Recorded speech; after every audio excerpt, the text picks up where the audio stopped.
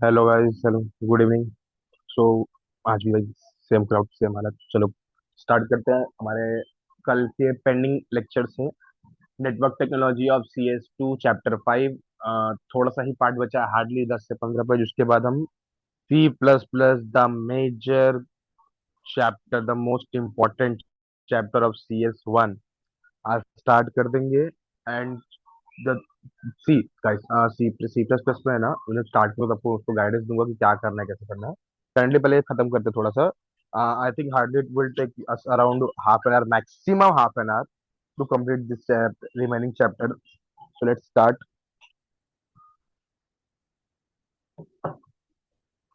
Just a second.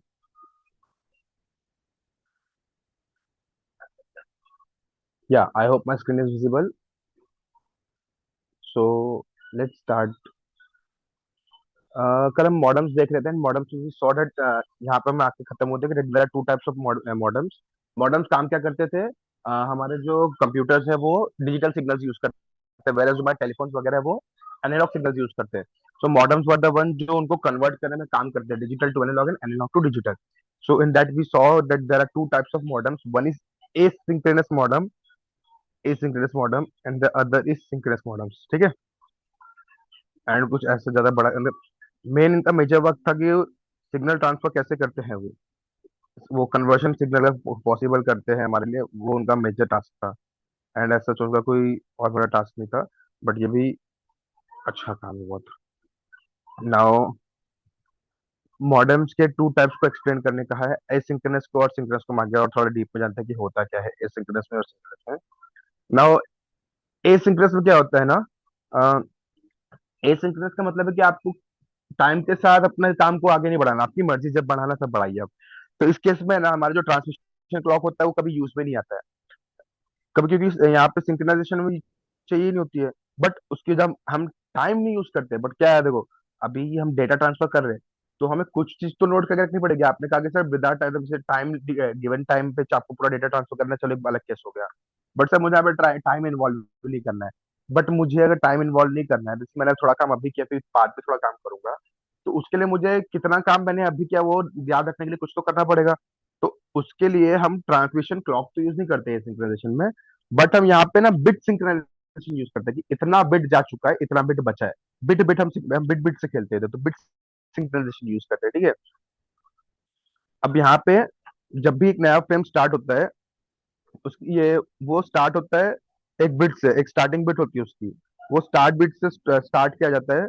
जो ये जो रिसीविंग डिवाइस है उसको अलाउ करता है समझने को कि हाँ ये टाइमिंग है सिग्नल ट्रांसमिशन की, ये ऐसा आ रहा है। इट्स लाइक कि देखो यहाँ पे अगर देख सकते हो, ये डेटा है, इसका ये स्टार्टिंग बिट, स्टार्ट बिट, ये स्टॉप बिट। अब जब सेंडर भेजता है यहाँ से, तो सेंडर यहाँ से भेजेगा तो उसको कैसे समझेगा कि क्या मेरा डेटा है क्या नहीं है। तो वो यहाँ पे उसने start bit and stop bit लगा रखी है, जिससे पता चलेगा कि ये जो बीच का है ये पूरा का पूरा उसका सिर्फ डेटा है और कुछ नहीं है। आई होप थोड़ा क्लियर होगा।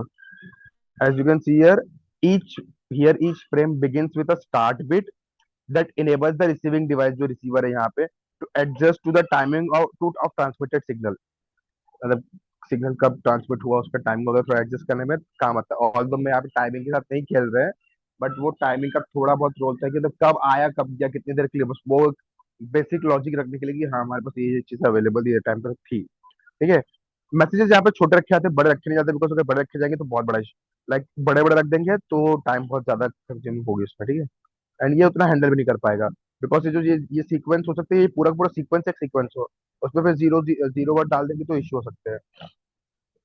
अब ये होते सिंपल है बट सस्ते भी है। इनफैक्ट सस्ते भी बहुत ज्यादा सस्ते हैं, और हमारे पीसी टू पीसी कम्युनिकेशन में यूज भी होते हैं। लाइक लैपटॉप टू लैपटॉप जो कनेक्ट करके कुछ काम कर रहे होते हैं, तो वो केस में चीज यूज भी बहुत होती है। सिंक्रोनस में क्या होता है सर? सिंक्रोनस में हम क्लॉक यूज करते हैं, बट ऑब्वियसली तो हमें टाइम के साथ सिंक कर रहा है अपने आप को, इतने टाइम पे इतना जाना ही चाहिए, इतने टाइम पे इतना जाना ही चाहिए। तो क्योंकि अपने टाइम के साथ अपने आप को सिंक करते हैं, इसलिए इसे सिंक्रोनस कहते हैं। यहाँ पे हम यूज करते हैं क्लॉक, जहाँ पे हम कब डेटा ट्रांसमिट कर रहे हैं एंड कब रिसीव कर रहे हैं, उनके बीच में हमें पूरा टाइम पता चल रहा होता है। हमारा इतना डेटा टाइम पे गया बराबर है कि नहीं, ये सब पता चलता है। एक सिंक सिग्नल करके होता है जिसे हम यूज करते हैं, जो एक बिट पैटर्न ही है, ऐसा कोई प्रॉपर क्लॉक नहीं है, बट एक बिट पैटर्न है यहाँ पे, वहां पे हम एक start bit stop bit use करते हैं, यहाँ पे हम एक बिट पैटर्न यूज करते हैं, जिससे रिसीवर इजीली रिकॉग्नाइज कर सकता है कि हाँ चलो सिंक सिग्नल आ गया मुझे, इसके साथ मुझे ऐसा सिंक करना है, ठीक है। अभी यहाँ पे बहुत ज्यादा वैरायटी ऑफ डेटा ट्रांसफर कर सकता है, इट्स अपॉन अस कि हमको जितना कितना भेजना है कितना नहीं भेजना है। बड़ी सीरीज भेजनी है, मतलब ज्यादा डेटा भेजना है, वो भी आप भेज सकते हो। जो हमारा सिंक्रोनस एसिंक्रोनस में इशू था, वो सिंक्रोनस में नहीं है। जस्ट अ सेकंड गाइस,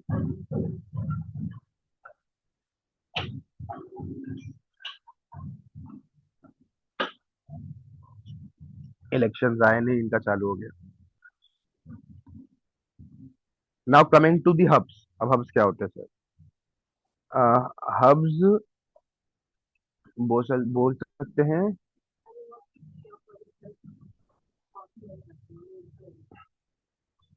अ, कुछ नेटवर्क टेक्नोलॉजीज होती हैं ऐसी, जहाँ पे मतलब मोस्टली वो स्टार बेस्ड ही होती हैं। वहां पे हम हब जैसे डिवाइसेस को यूज करते हैं, जहाँ पे एक सिंगल ऐसा बीच में सेंटर में एक चीज होती थी, यहाँ पे फिर मल्टीपल डिवाइस उससे कनेक्ट होते थे, और ये किसी बाहर एक एक्सटर्नल सोर्स से कुछ ऐसे कनेक्टेड होता था। तो जो ये स्टार बेसिस है ना, कि सेंटर से सब जगह जा रहे हैं, ये इनको आर्सेनेट भी बोलते हैं, आर्सेनेट बेस्ड स्टार टोपोलॉजी। इनमें यूजुअली हब यूज किया जाता है, ठीक है। अब हब है क्या? एक कनेक्टिंग डिवाइस है, जहाँ पे आप केबल कनेक्ट करते हैं, जहाँ विदाउट सोल्डरिंग वायर्स, ठीक है। मतलब यहाँ से फिक्स नहीं कर रहे हैं आप, शोल्डरिंग शोल्डरिंग प्रोसेस यूज होता है ताकि वायर फिक्स करता है, अब यहाँ पे अटैच डेटा कर सकते हैं, शोल्डरिंग नहीं कर रहे, ठीक है। और क्या, लेकिन कैसे कर रहे हैं? सेंटर पे रख रहे हैं, यहाँ से वायर्स कनेक्ट करके सबको अलग अलग कर रहे हैं। तो हो क्या रहा है, जो हमारा नेटवर्क है वो सेंट्रलाइज्ड है। जो हमारा नेटवर्क ट्रैफिक है वो सेंट्रलाइज्ड सिंगल नेटवर्क पॉइंट पे। ये पॉइंट पे हमारा पूरा का पूरा नेटवर्क ट्रैफिक जमा होता है। अब यहाँ से आगे आगे सब जगह जाके डिस्ट्रीब्यूट फैल जाता है, ठीक है। अब ये हब जो है नेटवर्क की केबलिंग मैनेज करता है, और फिर मतलब कौन सा नेटवर्क किस केबल पे बैठा है वो सब नॉलेज इसको पहले से है, किधर कौन सा वाला पार्ट है, किधर कौन सा पीसी, किधर कौन सा अलग चीज बैठी है, किधर मेरा प्रिंटर बैठा है, वगैरह वगैरह, इसको सब पता है, ठीक है। उस हिसाब से वो कनेक्ट किया जाता है। एंड देन वो उसी के अकॉर्डिंग किसी एक पार्ट ने सिग्नल भेजा किसी दूसरे या चौथे पार्ट के लिए, तो उसी के अकॉर्डिंग वो जाके ढूंढ के उनको फाइंड एक अच्छे से पहचान के वो सेंड करने का काम करते हैं हब। एक सेकंड।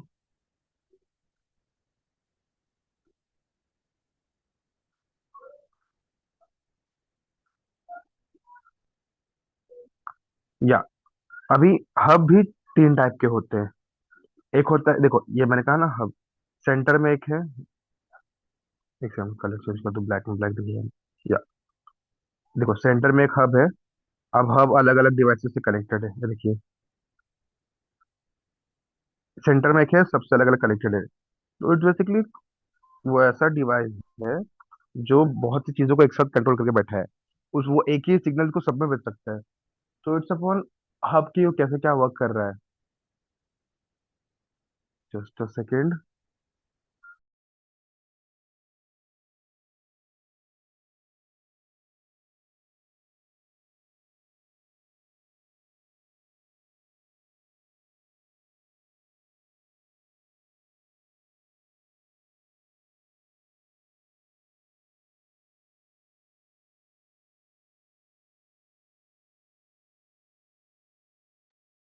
ओके, सो हाँ, हब पे थे हम। हब के तीन बेसिक टाइप्स थे। एक है active hub, then there is a passive hub, and then is a switching hub, ठीक है। तीनों के बारे में थोड़ा थोड़ा सा जानते हैं हम क्या होते हैं, ठीक है। एक्टिव हब होता क्या है sir? Active hub, active hub को हम कह सकते हैं मल्टी पोर्ट रिपीटर। एक मल्टी पोर्ट रिपीटर, ठीक है, जो सिर्फ डिवाइसेस को कनेक्ट नहीं करता है, बट उनसे आने वाले सिग्नल्स को रीजनरेट करके एम्पलीफाई करके अ, दूसरे डिवाइस को पास भी करवाता है। एक्टिव हब क्या है? एक मल्टीपोर्ट रिपीटर है जो सिर्फ हमारे अलग अलग पीसीस को कनेक्ट करने में काम नहीं आता, अलग अलग डिवाइसेस को, नेटवर्क डिवाइसेस को कनेक्ट करने में काम नहीं आता, बट वो उनका जो डेटा है उनको रिजनरेट करता है, उसको एम्पलीफाई करता है, और पास भी करवाने में काम करता है, ठीक है। अभी ये जो हमारे है ये हमारे सिग्नल्स को रीजनरेट करते हैं up to a certain distance over which they can transmit data. मतलब जो एक पर्टिकुलर डिस्टेंस में वो इतना अच्छे से उसको रीजनरेट करके देता है कि फर्दर कुछ डिस्टेंस वो अच्छे से जाएगा बिना किसी चेंजेस के, बट कुछ डिस्टेंस बाद आउटर फैक्टर्स उसको अफेक्ट करके उसकी क्वालिटी खराब करना स्टार्ट कर देंगे। तो अप टू सर्टेन डिस्टेंस कुछ एक्सटेंट तक वो हमारा डिस्टेंस आराम से कवर कर सकता है, ठीक है। अभी overcoming signal degradation that occurs over longer cable, I am saying because क्योंकि आप डेटा ट्रांसफर कर रहे हैं तो डिग्रेड तो हो ही रहे ना सिग्नल।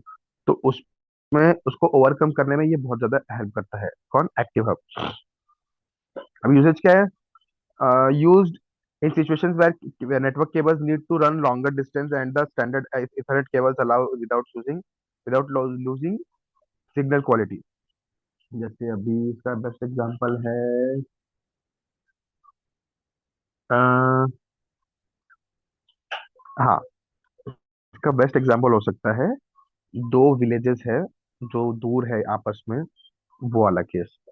आप यहाँ से अगर हमारा जो एक नेटवर्क प्रोवाइडर है उसको दोनों विलेजेस में उसको डेटा मतलब देना है अपना डेटा, ठीक है, मतलब अपना इंटरनेट प्रोवाइड करना है।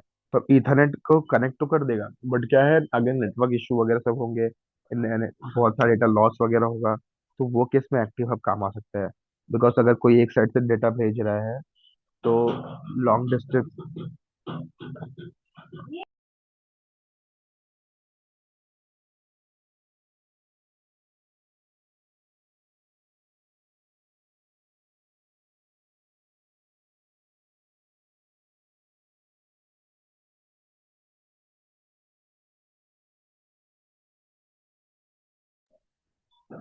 हाँ, अभी जैसे गांव वगैरह चले जाइए आप, तो वो दो गांव के डिस्टेंस में क्या होता है, इशू क्या रहता है कि वो इतना बड़ा अपना डिस्टेंस ट्रांसफर करके आ रहा है, इतना बड़ा डिस्टेंस में ट्रैवल किया हमारे डेटा ने। तो वो केस में देर इज अ चांस कि हमारा डेटा लॉस हो जाए। तो उसको वापस से रीजनरेट करने के लिए एक्टिव हब्स बहुत ज्यादा काम आते हैं, ठीक है। और जो हमारे सिग्नल की स्ट्रेंथ है उसको भी वो बढ़ा देते हैं, स्ट्रॉन्ग कर देते हैं, ठीक है। एक्टिव के बाद आता है passive hub. Passive hub simply क्या करता है, ये सिंपली वो डेटा कंडक्ट करता है, नेटवर्क डिवाइसेस को कनेक्ट करता है, और जो हमारा जो डेटा जो भी सिग्नल आया है उसको बिना एम्पलीफाई किए बिना रीजनरेट किए वापस से भेज देता है जिधर से। इट्स लाइक बीच का एक खाली वो मीडियम बन के बैठा है, इधर से आया उधर दिया, उधर से आया इधर दिया। उसको ना मैं देखूंगा, ना मैं उसको मॉडिफाई करूंगा, ना मैं उसको सिंपलीफाई करूंगा, ना मैं उसको एम्पलीफाई करूंगा, ना उसको मैं रीजनरेट करूंगा, कुछ नहीं करूंगा। मैं मेरे को मिला मैंने उसको दिया। It's like I am a delivery boy, मेरे को जैसा पार्सल आया मैं उसको वैसा देगा।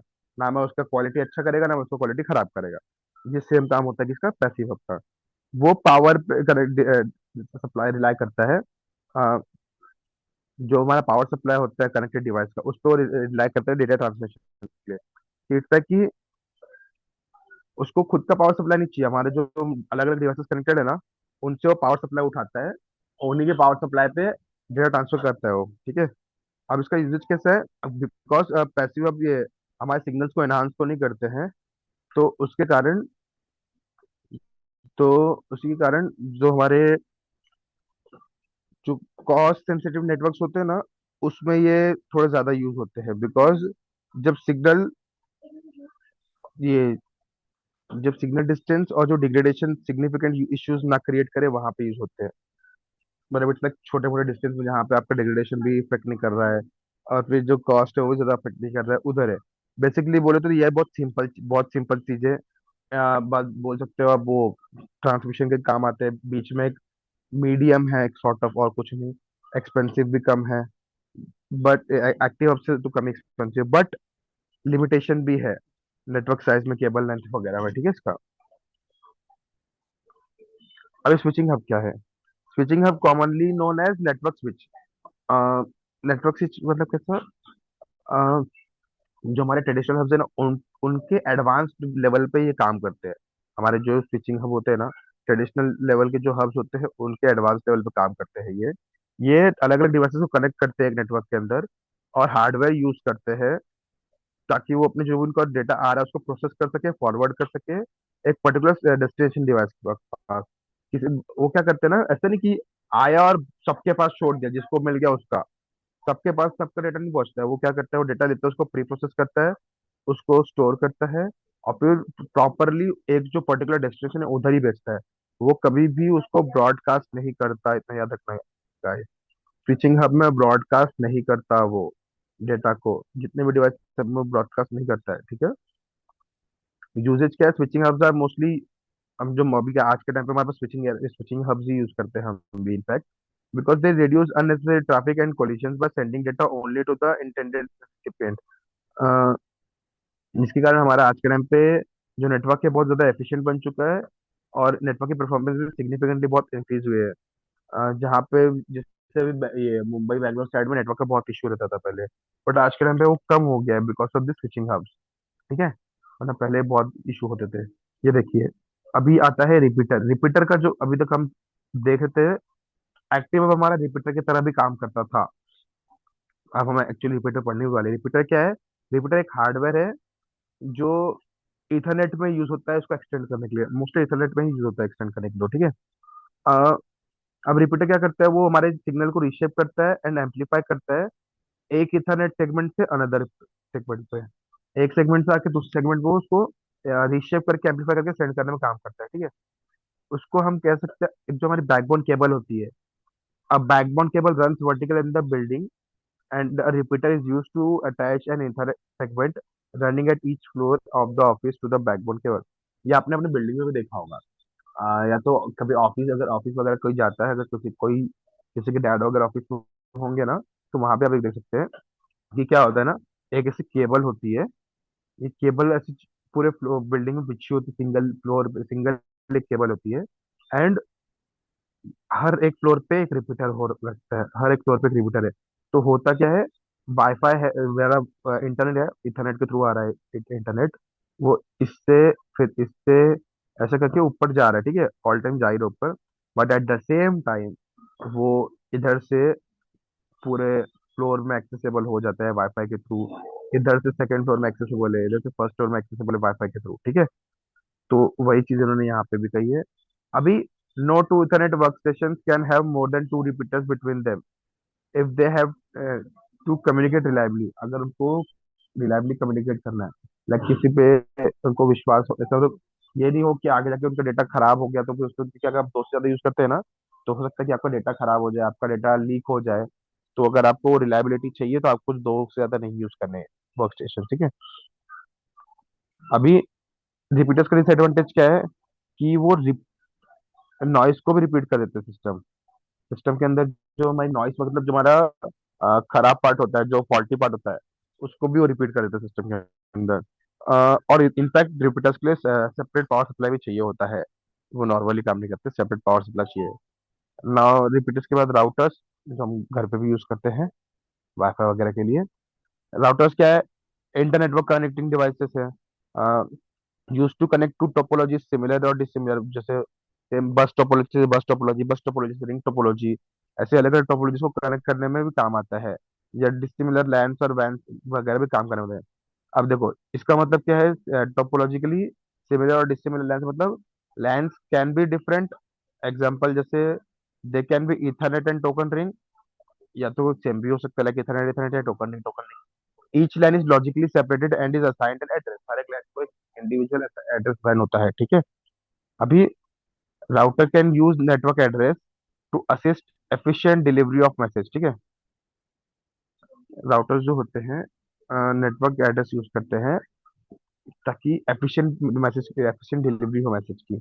वरना क्या होता है, अगर बीच में गायब होंगे तो फिर आप कहेंगे सर डेटा लॉस हो गया एंड ऑल, ठीक है। Delivering packet according to logical network addresses is called routing. आप पैकेट्स को लॉजिकल एड्रेस के बेसिस पे जब डिलीवर करते हैं तो उस प्रोसेस को हम कहते हैं राउटिंग। अब राउटिंग राउटर्स जो होते हैं वो राउटिंग ही परफॉर्म करते हैं। राउटर्स इंटेलिजेंट होते हैं, नो डाउट। वो एल्गोरिदम्स यूज करते हैं टू डिमांड की मोस्ट सिग्निफिकेंट पाथ कौन सा होगा मेरे एक पैकेट या एक डेटा को सेंड करने को टू एनी गिवन नेटवर्क। मतलब एक से दूसरी जगह पे जाने को सबसे छोटा पार्ट, सबसे अच्छा पार्ट कौन सा होगा, वो पता करने के लिए routers are the best thing, ठीक है।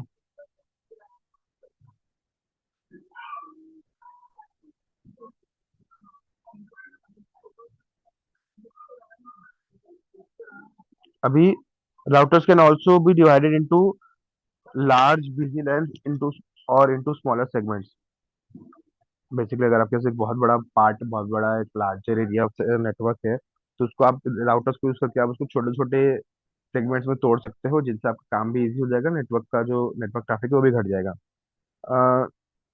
Routers routers are employed to connect LAN to wide area network. LAN को वैन से कनेक्ट करने के में काम आता है, ठीक है ये। राउटर्स दो टाइप के होते हैं, एक होता है स्टैटिक राउटर, दूसरा होता है डायनेमिक राउटर। अब static routers do not determine path, but you need to specify them. Static routers part determine करने का काम नहीं आते, ठीक है, उनको ये काम नहीं कि उनको पार्ट, स्टैटिक राउटर्स कभी पार्ट डिटरमाइन नहीं करेंगे, बट आपको उनको स्पेसिफाई करना पड़ेगा। वैसे जो डायनेमिक राउटर्स होते हैं, उनकी कैपेसिटी होती है वो क्यों पार्ट डिटरमाइन करे। ऐसा नहीं कि पार्ट डिटरमाइन नहीं करे, उनको करना पड़ेगा, डायनेमिक को, स्टैटिक को हमें खुद देना पड़ेगा, ठीक है। अभी वायरलेस और वायरलेस मीडिया के एडवांटेज और डिसएडवांटेज देखते हैं फटाक से। वायरलेस का एडवांटेज क्या है, can reach rural and hilly area, जैसे हम देखते हैं आज के टाइम पे हमारे पास होता है। High data transmission using large bandwidth. Disadvantage क्या है, अ, इसको इसके इंस्टॉलेशन के लिए स्किल्ड लेबर रिक्वायर्ड है, नेटवर्क कॉस्ट भी बढ़ जाता है। फिर ईएमआई और आउटसाइड नॉइस सिग्नल को डिस्टर्ब कर देते हैं, बराबर। अब टीसीपीआईपी प्रोटोकॉल को इन डिटेल हमने ऑलरेडी ऊपर पढ़ रखा है, मैंने फिर भी उसको आंसर बना के डाल दिया, बिकॉज कई कई पेपर में आता है, तो वो इसके साथ आपको यूज करना हो, पढ़ना हो तो आप इसको पढ़ सकते हैं। एंड ऐसे इसमें कुछ है नहीं, बस उसी को इन डेप्थ इन जनरल थोड़ा सा बताया कि टीसीपीआईपी प्रोटोकॉल इन डेप्थ अगर आपको लिखना है तो कैसे लिखेंगे इसको यूज करके, ठीक है। वहाँ पे ये एड्रेस वगैरह भी इतने मैंने डाले हैं, 02 to 55, ये सब बहुत ज्यादा डेप्थ है इसमें। आई डोंट थिंक कि आपको इतना भी पूछेंगे कई पेपर में, बट मैंने स्टिल लिख रखा है कि अगर किसी को, मैं अभी से क्लियर कर देता हूँ गाइस, ये वाला पार्ट जो टीसीपीआईपी का मैंने लास्ट में डाला है, वो इतना इम्पोर्टेंट नहीं है। इसको आप थोड़ा कट शॉर्ट कर सकते हैं। इनफैक्ट इसको नहीं पढ़ के अगर आपने ऊपर वाला पार्ट पढ़ा तो भी ठीक है, बट द वन जिनको लगता है कि हम ये पढ़ के हमें ये लिखना है, तो they can go ahead with this, ठीक है। सो वेल, यहाँ पे नेटवर्क टेक्नोलॉजी खत्म होता है हमारा officially chapter 5। Guys please, chapter 5 of CS2 network technology, किसी को भी डाउट है तो please raise your hand. Anyone guys जो बैठे हैं इधर, 7 लोग ही, 6 लोग ही है लेक्चर में, 6 स्टूडेंट है खाली। कोई है ऐसा जिसको डाउट है सर अभी नेटवर्क टेक्नोलॉजी में, ये सबको क्लियर है क्या?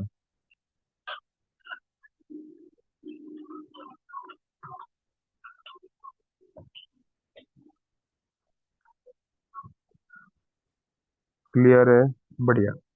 तो चलो फिर स्टार्ट करते हैं हम हमारे न्यू सेशन के साथ।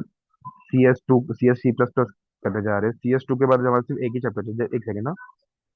हाँ, देखो, अभी करंटली हमारे पास CS2 में सिर्फ एक ही चैप्टर बचा है, which is chapter 4 micro micro computer.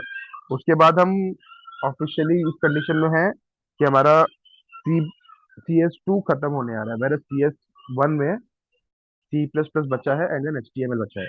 But आज हम C++ स्टार्ट करने जा रहे हैं। मैंने इनिशियली C++ के 3 सेशन मांगे तो थे, बट जैसे अभी चल रहा है, क्राउड भी इतना नहीं है, डाउट्स वगैरह भी नहीं आ रहे हैं, तो आई थिंक मेरा कल तक C++ भी खत्म हो जाएगा शायद, मोस्टली। लेट्स सी, मैं देखता हूँ अगर कल, आज तो खत्म नहीं होगा, बट कल तक भी अगर खत्म होता है तो अच्छी बात है। Then we can go with further chapters. Just a minute, हाँ।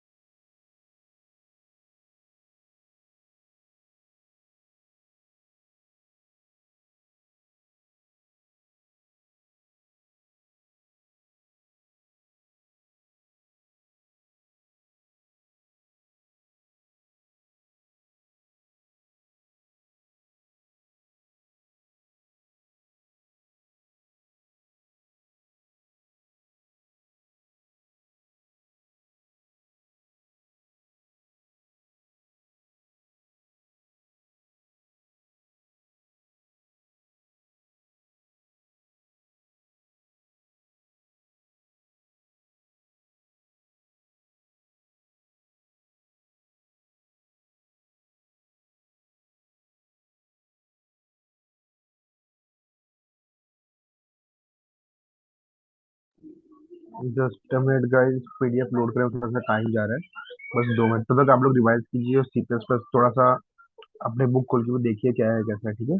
मैं बस 2 मिनट में आ रहा हूँ। ये बस लोड हो जाए तो हम लोग स्टार्ट करते हैं।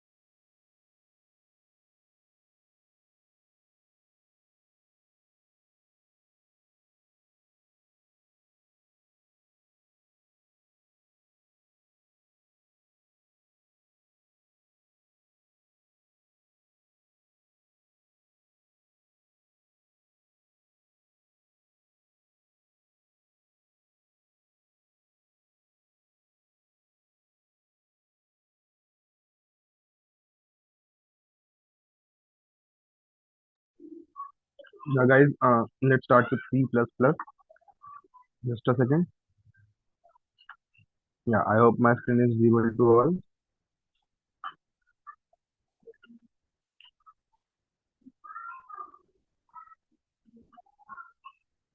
Hi, hi, Siddiqui Ibrahim, I am there. थोड़ा सा पीडीएफ इशू था, ये ऐप चल नहीं रहा था, पता नहीं क्यों। सो वही सॉर्ट करा थोड़ा सा इसका issue. um, well guys, C++ में we are what we are going to do is कि व्हाटएवर जो थियरी में इंपॉर्टेंट पार्ट है ना, मैं अभी फिलहाल वो कवर करा दूंगा। एंड देन कोड लिखना कैसा है मैं वो आपको सिखा दूंगा। एक दो कोड हम लेक्चर में लिख के देख भी लेंगे कि लिखना कैसा है, but this is not sufficient at all. I am mentioning it, clearing it right now. It is not efficient at all, not sufficient at all. इसके बाद भी आपके पास C++ में बहुत काम बचेगा।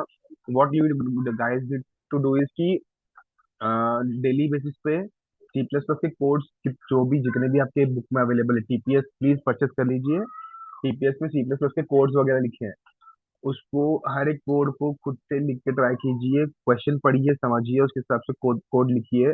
बिकॉज अगर कोड वैसे नहीं लिखोगे, नहीं प्रैक्टिस करोगे, नहीं होने वाला है for sure. It's my guarantee, नहीं होगा। Because C plus plus chapter जो आगे जाके फोर बीटेक के लास्ट में भी काम आने वाला है। आगे आपके अगर आप इंजीनियरिंग में कंप्यूटर साइंस या आईटी रिलेटेड फील्ड में जाते हैं तो आपको सी प्लस प्लस आनी ही चाहिए। अब एक कंप्यूटिंग लैंग्वेज होती है, एंड सी प्लस प्लस अगर अभी से आप होल्ड बना के रखते हैं तो बहुत ईजी हो जाता है। तो इसमें हम्बल रिक्वेस्ट की खुद से थोड़ा पढ़ लेना, सिर्फ इसी पे रिलाई मत करना। सी प्लस प्लस को 2 से 3 लेक्चर में कराना इज नॉट पॉसिबल। आपको मैं कोड लिखना सिखा सकता हूँ, कैसे लिखना है। आपको मैं जो थियरी में इंपॉर्टेंट कंसेप्ट है, जो सेक्शन है, वो सब मैं आपको सिखा दूंगा। बट उसके बावजूद बहुत ज्यादा प्रैक्टिस लगने वाली है इसके लिए। इसके कोड की प्रैक्टिस नहीं की, भूल गए, रिवीजन नहीं किया तो कुछ नहीं कर सकते, ठीक है। और पेपर की एक रात पहले सी प्लस प्लस करने वाली चीज नहीं है, पहले बता दे रहा हूँ। वेल, ये पीपीटी मेरी नहीं है, मैं पहले बोल रहा हूँ, मैंने खुद ने उठाई है कहीं से। ये पीपीटी मेरी नहीं है, because I was not in that condition कि मैं बना पाऊँ। सो मैंने उसको उठाई है। But content is up to the mark, कोई इशू नहीं है कंटेंट में। मैंने चेक किया है, मेरे जो भी नोट्स थे सबसे चेक किया है, इट्स प्रॉपर, ठीक है। So okay, so C plus plus object oriented programming language है, ठीक है। अब प्रोग्रामिंग लैंग्वेज दो तरह की है, एक ट्रेडिशनल प्रोसीजरल है, एंड एक second one is object oriented. अब दोनों में डिफरेंस क्या है, देखिए। जो हमारी ट्रेडिशनल प्रोसीजरल प्रोग्रामिंग है, उसमें जो प्रॉब्लम है उसको सीक्वेंस ऑफ थिंग्स देखा जाता है। लाइक सीक्वेंस ऑफ थिंग्स जो उसको हमें एग्जीक्यूट करना है, बस उसको सॉल्व करना है, उसको हम कहते हैं ट्रेडिशनल प्रोसीजर अप्रोच। बस ऑब्जेक्ट ओरिएंटेड में क्या करते हैं ना, हमें प्रॉब्लम को छोटे छोटे पार्ट्स में, छोटे छोटे नंबर ऑफ एंटिटीज जिनको ऑब्जेक्ट बोलते हैं, उसमें तोड़ते हैं। और फिर जो हमारा डेटा है, फंक्शन है, उन छोटे छोटे एंटिटीज के अराउंड हम बिल्ड करते हैं, ठीक है। ट्रेडिशनल जो ट्रेडिशनल प्रोग्रामिंग है वो एम्फेसिस करता है काम को करने में, कि काम क्या करना है, कैसे काम क्या करना है, उस पर करता है, ठीक है। वेरएज जो हमारा जो ऑब्जेक्ट ओरिएंटेड प्रोग्रामिंग है वो क्या करता है, वो हमारे डेटा पे एम्फेसिस करता है प्रोसीजर के बदले। वो ट्रेडिशनल हमारा प्रोसीजर पे एम्फेसिस करता है, वेरएज ऑब्जेक्ट ओरिएंटेड हमारा डेटा पे एम्फेसिस करता है, ठीक है। अब ट्रेडिशनल में जो लार्ज प्रोग्राम्स होते हैं, उनको हम छोटे छोटे प्रोग्राम्स में डिवाइड करते हैं, जिनको हम कहते हैं फंक्शन। वेरएज ऑब्जेक्ट ओरिएंटेड में हम जो प्रोग्राम है उसको छोटी छोटी एंटिटीज में तोड़ते हैं, जिसको हम क्या कहते हैं, ऑब्जेक्ट। अब ट्रेडिशनल प्रोसीजर प्रोग्रामिंग में, इसको ट्रेडिशनल प्रोग्रामिंग बोलेंगे तो भी चल जाएगा, ऐसा कोई इशू नहीं है। मैं फिलहाल ट्रेडिशनल प्रोग्रामिंग ही बोलूंगा, बेटर रहेगा। अ, जो डेटा है वो ओपनली मूव करता है सिस्टम में, ऐसे कोई हाइडन नहीं है डेटा, उसको कोई एनक्रिप्ट वगैरह वगैरह करके नहीं करते, ठीक है। वेर एज ऑब्जेक्ट ओरिएंटेड में data is hidden and can not be access by external function. जो बाहर के कोई फंक्शन तो वो एक्सेस नहीं कर सकते, जो इंटरनल फंक्शन सिर्फ वही एक्सेस कर सकते हैं, ठीक है। अभी employs top down approach in program designing. Basically designing के दो अप्रोचेस होते हैं, first is top down, second is bottom up. So जो ट्रेडिशनल अप्रोच है वो टॉप डाउन यूज करता है, वेर जो ऑब्जेक्ट ओरिएंटेड है वो फॉलो करता है bottom up approach program designing के टाइम पे, ठीक है। बॉटम अप्रोच इज छोटे छोटे प्रॉब्लम्स को लेके बड़े बड़े प्रॉब्लम्स को टैकल करना, एंड टॉप डाउन इज बड़े प्रॉब्लम को लेके छोटे छोटे प्रॉब्लम्स को टैकल कर लेना, ठीक है। अभी data types, C plus plus में डेटा टाइप्स बहुत इंपॉर्टेंट चीज है। इनफैक्ट हर एक लैंग्वेज में डेटा टाइप्स होते हैं, सब में सेम ही डेटा टाइप्स होते हैं, किसी किसी में एक्स्ट्रा होते हैं, बट ये तो बेसिक्स है जो सब में होते हैं, ठीक है। अब वो डेटा टाइप्स बिल्ट इन होते हैं, पहले से फिक्स्ड होते हैं, हम बस वही पढ़ना है। तो आप देख सकते हैं थ्री टाइप के मेन डेटा टाइप्स होते हैं। First one is integral type, second is void and third is floating. अभी इंटीग्रल टाइप के अंदर बेसिकली हमारा नंबर वाला सेक्शन आता है, जहाँ पे हमारे पास आइदर वी हैव इंटीजर और we have characters. Integers is basically आप जो लिखते हैं 1 2 -5 +100 और समथिंग -3 1 2 4 6, तो ये सब जो है ये हो गया हमारे integer. Characters are nothing but ये 0 से लेके 9 तक के individual number. Then A to Z is your characters, then @ then dollar, rupees sign and all this are what characters and nothing else. Void का मतलब होता है खाली, जिसको आगे हम यूज नहीं करने वाले, ऐसा हम उसको बोल सकते हो। वॉइड इज एम्प्टी, ऐसा। Floating, floating is basically the numbers which contain point like 3.14, 6.28 और 9.17 this is what floating number. अब फ्लोटिंग में भी दो होते हैं, एक होती है फ्लोट, दूसरा होता है double. Float it is basically float और डबल में खाली उनका जो पॉइंट के बाद नंबर्स होते हैं ना, वो नंबर कितने आ सकते हैं वो बताता है वो, ठीक है। लाइक अगर फ्लोट में आपके पॉइंट के बाद आप 6 नंबर यूज कर सकते हो, तो डबल में फ्लोट में पॉइंट के डबल में पॉइंट के बाद आप 9 to 10 डिजिट यूज कर सकते हैं। बस इस तरह से इनमें एनहांसमेंट वगैरह है। अब इंटीग्रल टाइप के अंदर देखते हैं इंटीजर, जिसको हम इंट से डिनोट करते हैं, वो यूजुअली होता 2 बाइट का है। बट अभी के टाइम पे इंटीजर वेरिएबल्स दो टाइप में मिलते हैं, एक होता है शॉर्ट इंट, दूसरा होता है लॉन्ग इंट। शॉर्ट इंट यानी 2 बाइट का, लॉन्ग इंट यानी 4 बाइट का। करंटली हम जो पीसीस वगैरह यूज करते हैं उसमें सब में जो हम हार्डवेयर सॉफ्टवेयर यूज करते हैं, सब में जैसे VS कोड वगैरह हो गया या फिर कोड ब्लॉक्स हो गया, इन सब में हम हमारा जो इंट लिखते थे वो बेसिकली 4 बाइट का हो जाता है। बट जो टर्बो सी था, जिसको हम यूज करते हैं हमारे कॉलेज की पीसीस वगैरह में, उसमें 2 बाइट का है, तो हमें 2 बाइट लिखना पड़ता है। कैरेक्टर बाय डिफॉल्ट 1 बाइट ही होता है, ठीक है। अभी void data type, void data type क्या है यार, कि रिटर्न टाइप फंक्शन का रिटर्न टाइप नहीं है। अगर एक फंक्शन है, मैंने फंक्शन लिखा है, एक काम मैंने लिखा है, तो उससे मुझे रिटर्न मिलेगा नहीं मिलेगा गारंटी नहीं है। इनफैक्ट मैं रिटर्न एक्सपेक्ट नहीं कर, बिकॉज ये वॉइड कभी भी रिटर्न नहीं कर पाता है, ठीक है। उसकी ये स्पेशलिटी है कि वो कभी भी कुछ रिटर्न नहीं करता। तो इंडिकेटर है empty argument list to a function. मतलब क्या है कि जो भी आर्ग्यूमेंट है वो एम्प्टी है, कुछ ऐसा मेरे तरफ से कुछ एक्स्ट्रा चीजें एक्सपेक्ट करना चाहिए नहीं जा रहा है ना, मुझे कुछ एक्स्ट्रा चीज नहीं है, बस तुम जो काम है वो कर लो, निपटा लो, खत्म। To declare generic pointers, pointers वगैरह जो होते हैं उनको यहाँ एक पर्टिकुलर लोकेशन में सेट करने के लिए काम आता है, ठीक है। देन अभी फ्लोटिंग टाइप वेरिएबल्स आ रहा, अभी फ्लोटिंग टाइप में दो है, 4 बाइट का फ्लोट, डबल है 8 बाइट का। There is a one more thing which is known as long double, जो होती है 10 बाइट की, ठीक है। अब लॉन्ग डबल इससे जितना में नीड नहीं आता है, बट स्टिल मैंने लिख दिया कि इनके साथ। अब ये देखिए, ये उसकी रेंज जो हमारा 1 बाइट होता है, बाइट की रेंज होती है -128 से +127। अनसाइंड कैरेक्टर्स यानी जहाँ पे नेगेटिव नहीं होते, वो होते हैं 0 से लेके 255, ठीक है। बस इसका जो जीरो के पहले वाला पार्ट था उसको हमने यहाँ पे ऐड करके आगे बढ़ा दिया। इंट अभी 2 बाइट का है, तो -32 768 से +32 768, इतनी रेंज है उसकी, इतने में ही घूमेगा, ठीक है, उसके आगे पीछे नहीं जाएगा। ये हो गया नॉर्मल। अनसाइंड मतलब नेगेटिव नहीं होगा, तो उसको डबल कर दिया आगे। लॉन्ग इंट 4 बाइट का डबल आ गया। फ्लोटिंग नंबर 3.14 10 की पावर -38 से लेके 3.4 इंटू 10 की पावर -38, ठीक है। माइनस प्लस है, हाँ अब ठीक है। डबल -1.7 10 की पावर -308 से लेके, और एक सेकेंड, एक गलती कर दी हमने, एक सेकेंड ना, ये इधर गड़बड़ है, एक सेकेंड गाइस। यहाँ पे ये प्लस है, ये प्लस है, 10 की पावर 38। डबल में 1.7 इंटू 10 की पावर -308 से लेके 1.7 10 की पावर 308 तक है।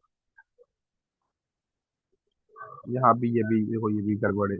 हाँ, लॉन्ग डबल में अभी ये ऐसी जितनी बड़ी वैल्यू ज्यादा करने की जरूरत नहीं है, बट हाँ, ये तीन याद रख लीजिए, बिकॉज ये काम आ जाती है, ये तीन और ये वाली, ये याद आ जाती है। कभी कभी कभी कभार रेयर केस में पूछ लेते हैं, जब आपको खुद को क्वेश्चन दे दे तो आपको है एक्स्ट्रा लेटर उसको आंसर को थोड़ा बढ़ाने के लिए आप काम में आ सकता है आपके ये। अभी C++ का स्ट्रक्चर, जनरल स्ट्रक्चर प्रोग्राम लिखने का क्या है वो बताने जा रहा हूँ, ठीक है। ये आपका प्रोग्राम है वो चार पार्ट में डिवाइड होता है, वो क्या है कैसे वो दिखाने जा रहे हैं। अभी C++ के जो चार सेक्शन है जिसमें आपका पूरा कोड लिखा जाता है जो डिवाइड करता है, डिफरेंट कोड्स के अकॉर्डिंग उनको प्लेस कर सकते हैं, उसको कंपाइल कर सकते हैं इंडिपेंडेंटली या जॉइंटली, जैसे आपकी मर्जी। सबसे पहले जो सेक्शन आता है वो कहाँ गया, हाँ। सबसे पहले जो सेक्शन आता है वो होता है इंक्लूड फाइल्स का, ठीक है। जहाँ पे आप हमारी include iostream dot H, include conio dot H वगैरह यूज करते हैं, तो वहाँ पे सबसे पहले इंक्लूड फाइल्स होता है। फिर क्लास डिक्लेरेशन, अगर अपने क्लास यूज किए तो क्लास की डिक्लेरेशन करते हैं। क्लास के फंक्शन का डेफिनेशन लिखता है, क्लास के अंदर जब फंक्शन यूज कर रहे हैं, जब बना रहे हैं नया खुद का तब। और फिर हमारा एक मेन फंक्शन होता है वो लिखते हैं, because main function auto invoke होता है, उसमें ऐसा कोई हमें नीड नहीं होती कि हम उसे बाद में या पहले चलाए, वो खुद ही अपने आप चल जाता है, बस मेन फंक्शन होना चाहिए। अभी मैंने जिसमें जो इन्होंने जो कोड्स लिख रखे हैं, मैंने मेरी पीपीटी नहीं है, मैं again I am letting telling you कि ये पीपीटी मेरी नहीं है। ये पीपीटी मैंने दूसरों एक सर है उनकी उठाई है। He is well renowned sir, बहुत अच्छा है उनका कंटेंट, मैंने पढ़ा है, खुद से क्रॉस चेक किया, कंटेंट करेक्ट, कोई गड़बड़ नहीं है। देखिए, बस ये इन्होंने जो परफॉर्म किया है, ये इन्होंने ऑनलाइन प्लेटफॉर्म पे परफॉर्म किया है, जिसके कारण इन्होंने हम जो करने वाले हैं वो टर्बो सी में करने वाले हैं, तो हमारे यहाँ पे सब में और इनमें थोड़ा सा चेंजेस रहने वाले हैं। इनके बाद हमारी एक सेकंड लाइन यहाँ पे आती है, हैशटैग इंक्लूड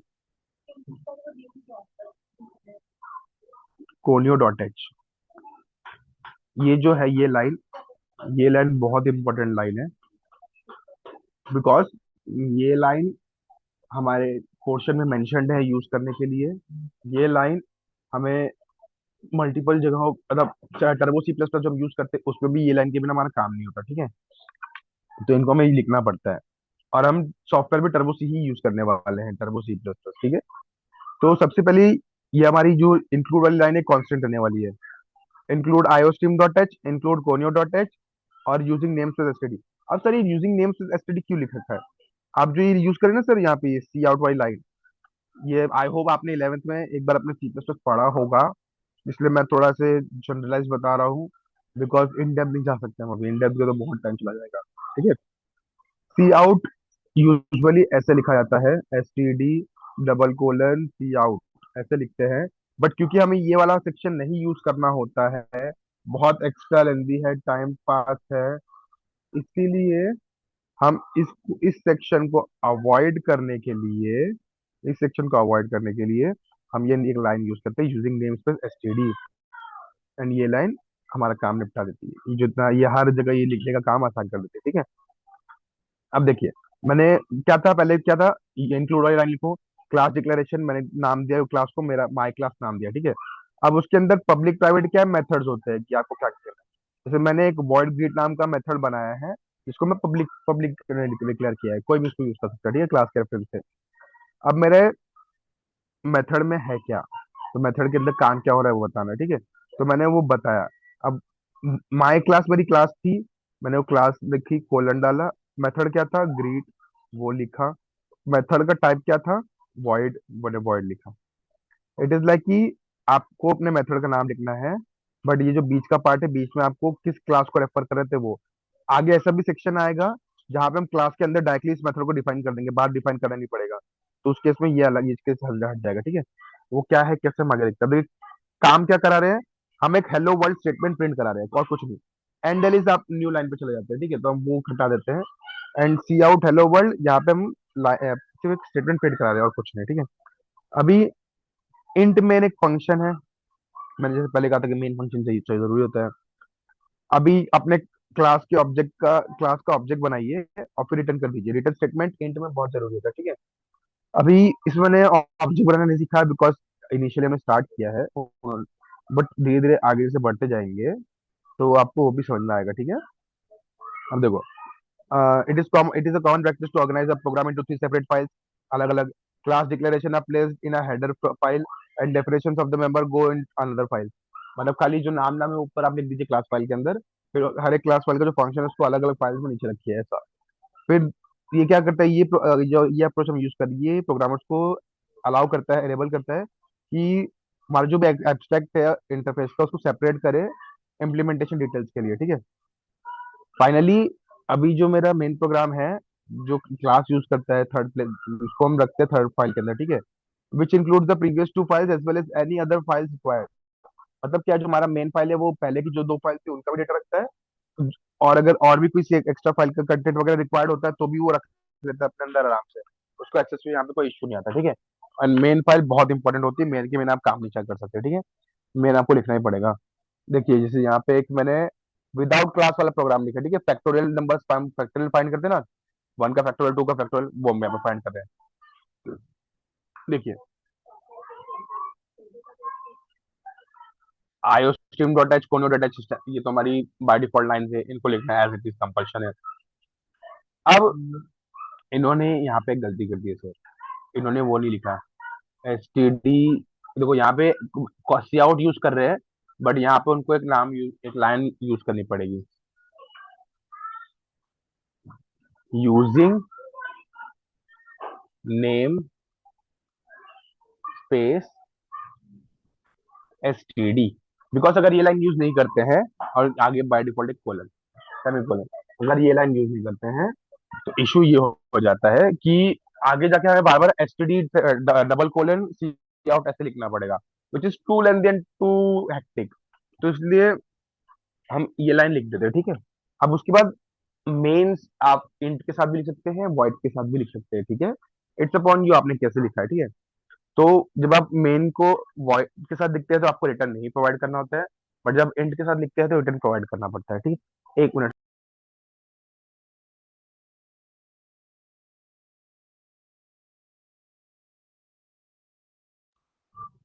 या सो जैसे अब देखिए, मैंने जब वॉइड मेन नाम का फंक्शन क्रिएट किया, मेन फंक्शन बहुत जरूरी है, इन्होंने मेन में जगह नहीं दी है, राइटिंग एरर है। ये ऐसे नहीं आएगा गाइस, ये ऐसे रहेगा। प्लीज इसकी पिक्स ले लीजिए, स्क्रीनशॉट ले लेना। बिकॉज प्रॉब्लम ये हो रहा है कि फाइल एक्सपोर्ट करते टाइम भी है ना, इमेजेस, बैकग्राउंड की इमेजेस नहीं आ रही, पता नहीं क्यों। ये इसमें क्या हो गया इशू, मुझे भी क्लियर नहीं हो रहा है। सो इसके लिए प्रॉब्लम हो जाएगा थोड़ा, ठीक है। अभी देखिए मैंने वॉइड में ऐसा है, ठीक है। थोड़ी जगह छोड़नी बीच में अपने को, और स्मॉल एम लिखना है, कैपिटल एम नहीं। मैंने फैक्ट नाम का एक वेरिएबल डिक्लेयर किया, नंबर आई नाम का एक वेरिएबल डिक्लेयर किया, दोनों ही इंटीजर टाइप के, यानी दोनों इंटीजर वैल्यू स्टोर करेंगे। C L R S T R again, जब भी आपके वेरिएबल्स डिक्लेयर हो जाते हैं उसके तुरंत बाद आपको क्लियर स्क्रीन लिखना पड़ेगा, ठीक है। उसके तुरंत बाद आपको क्लियर स्क्रीन लिखना पड़ेगा। अभी क्लियर स्क्रीन लिख दिया तो क्या होगा, आपका पहले का जो भी आउटपुट था वो सब क्लियर हो जाएगा, आपकी स्क्रीन पूरी क्लियर हो जाएगी। आपने फैक्ट नाम के वेरिएबल को one variable allowed one data दे दिया, ठीक है। आपका जो इंटीजर वन है वो फैक्ट में स्टोर हो गया। अब आपने एक लाइन प्रिंट की, enter the number, C out पे आपने लिखा, मतलब ये बाहर लाइन प्रिंट होगी, और एंड एल कर दिया, इसका मतलब इसके बाद कुछ नहीं आएगा। फिर ये जो सी एन, ये नेक्स्ट टाइम लिखेंगे तो भी चलता है, क्योंकि आपने डबल को एक सेमीकोलन डाल दिया ना। सेमीकोलन का मतलब है आपकी वो लाइन वहीं पे एंड हो गई है, तो ये next line by default consider कर लेगा। सी इन का मतलब होता है इनपुट, सी आउट का मतलब होता है आउटपुट। आउटपुट में आप डिस्प्ले पे प्रिंट करते हैं, वेर इनपुट में सी इन पे आप यूजर से वैल्यूज लेते हैं। सी इन नंबर लिखा है ना, एक्चुअली एक सेकेंड, ये यहाँ पे कॉल कोलन है, इन्होंने गलती कर दी है वापस। It is int fact, int fact, int number and int I, ऐसा है ये, ठीक है। तो ये थोड़ा यहाँ पे ध्यान दीजिए, ये लाइन ऐसी है। अभी आपने नंबर ले लिया, ठीक है, नंबर में आपने इनपुट ले लिया। अभी आय, अब आय की ये फॉर लूप आप चला रहे हैं, अब ये लूप वगैरह आपको आनी बहुत जरूरी है, सारी की सारी बेसिक्स 11th की है। ये बेसिक्स अगर आपको 11th के नहीं आते हैं तो बहुत बहुत डिफिकल्ट होने वाला है, बिकॉज 12th का सी प्लस प्लस इज हमारा जो ओओपी, ऑब्जेक्ट ओरिएंटेड प्रोग्रामिंग होती है, वो होता है 12th का सी एस। 11th के सी एस में हम एरेज, लूप्स वगैरह सब 11th के सी एस में कंसिडर करते हैं। 12th के सी एस में आपके टीपीएस में 11th का पार्ट भी दे रखा है, उन्होंने पूरा चैप्टर एक साथ बनाया है। बट 12th के सीएस में हम कंसिडर करते हैं सिर्फ हमारा ऑब्जेक्ट ओरिएंटेड प्रोग्रामिंग, ठीक है। हम फिर वहां पे लूप, एरेज, ये सब काउंट नहीं करते, इफ एल्स लूप वगैरह काउंट नहीं करते। वो बाय डिफॉल्ट हम मान के चलते हैं कि आपको आना चाहिए, 12th में है तो आपने 11th का कंसेप्ट थोड़ा क्लियर कर रखा होगा। यहाँ पे हम फॉर लूप यूज कर रहे हैं, जहाँ पे हमने फॉर लूप को इनिशियल स्टार्ट किया वन, तो कब तक हमारा फॉर लूप चलेगा? जब तक मेरा वो पर्टिकुलर नंबर रीच नहीं करता तब तक, ठीक है। और कितने से आगे बढ़ता जाएगा हर बार? एक एक से। हर बार जब आइटरेशन बढ़ेगा तो कितने से वैल्यू चेंज होगी? एक से। अब यहाँ पे भी देखो इन्होंने गड़बड़ कर दी है, ये आएगा I. Fact equal to fact into I का मतलब क्या है? मेरे फैक्टोरियल में जो भी वैल्यू स्टोर है, देखो यहाँ पे हम यूजुअली पहले राइट साइड सॉल्व करते हैं, उसको लेफ्ट में स्टोर करते हैं, ठीक है। सी प्लस प्लस में राइट साइड सॉल्व करके उसको लेफ्ट में स्टोर कर देते हैं। तो फैक्ट का वैल्यू इनिशियली क्या है? One. One into I, I का वैल्यू क्या है? One. One into one is one. Fact fact initially store क्या हो रहा है फैक्ट में? एक मिनट, इनिशियली स्टोर हुआ वन। फिर आई प्लस प्लस यानी आई का value two. Again one into two, two, तो फैक्ट का वैल्यू क्या हो गया? टू। फिर आई का वैल्यू थ्री हुआ, तो two into three, six, factorial six. फिर six into three, sorry six into four हो जाएगा, तो 24। फिर जितना आपने नंबर दिया उस तरह से मल्टीप्लाई होता जाएगा, ठीक है। और जब आपका हो जाएगा पूरा, तो बाहर एक लाइन लिख देंगे हम, सी आउट, कि आपका जो आउटपुट, आपने जो इनपुट नंबर दिया था उसका फैक्टोरियल क्या है। और उसकी वैल्यू प्रिंट कराने के लिए यहाँ पे हम ये से फैक्ट लिख देते हैं, यहाँ पे ये डबल आएंगे। सर ने थोड़ी मिस्टेक ज्यादा कर दी है, बट चल जाएगा। यहाँ पे ये फैक्ट हो गया, ठीक है। जिसको भी चाहिए गाइस, स्क्रीनशॉट ले सकते हो। बिकॉज पीडीएफ शेयरिंग बहुत डिफिकल्ट हो रही है ये वाली। मैं जो दूंगा वो विदाउट चेंजेस वाली होगी, ठीक है। अब देखिए, पॉइंटर्स क्या है, पॉइंटर्स को देखते हैं। पॉइंटर एक वेरिएबल होता है जो मेमोरी एड्रेस होल्ड करता है दूसरे वेरिएबल का। लाइक अगर आप इधर पे है तो इसका जो एड्रेस है, पॉइंटर उसको होल्ड करेगा। पॉइंटर उसको होल्ड करेगा, ठीक है। इसको पॉइंटर का बेसिक मतलब होता है कि किसी और का एड्रेस होल्ड करने वाला, डेटा होल्ड करने वाला नहीं, किसी और का मेमोरी एड्रेस होल्ड करने वाला, वो क्या होता है? पॉइंटर। अभी वेरिएबल्स हम सी प्लस प्लस में यूज करते हैं ताकि हम पॉइंटर्स को डिक्लेयर कर सके, ठीक है। और ऑपरेटर्स हम यूज करते हैं, star operator, that is called a star operator. देखो यहाँ पे स्टार बना हुआ दिख रहा है, एक स्टार ऑपरेटर होता है जो डिक्लेयर करता है, हम सी प्लस प्लस यूज करते हैं पॉइंटर्स डिक्लेयर करने के लिए। जब भी हमें स्टार दिखेगा मतलब क्या है? वो चीज क्या है? पॉइंटर है, ठीक है। कैसे लिखते हैं? डेटा टाइप यानी int, float, point, int, float, फिर डबल, डिपेंड अपॉन कोई भी आप डेटा टाइप यूज कर सकते हैं, ठीक है। स्टार यानी पॉइंटर। अभी आप क्या नाम दे रहे हैं उसको? स्टार पीटीआर लिख दीजिए, स्टार डेटा लिख दीजिए, स्टार कुछ भी लिख दीजिए, इट्स अपॉन यू। बट आगे जाके उसी को यूज करना फिर, ठीक है। जैसे एग्जांपल लिया उन्होंने, इंट स्टार पीटीआर, मतलब क्या? पॉइंटर है इंटीजर का, जो पीटीआर से डिनोट होता है, पीटीआर नाम है उसका, ठीक है। इससे क्या होगा? वेरिएबल पीटीआर नाम का बन जाएगा, जो पॉइंटर वेरिएबल होगा, जो वेरिएबल को पॉइंट करेगा, जिसका डेटा हमें इंटीजर में दे रखा है, ठीक है।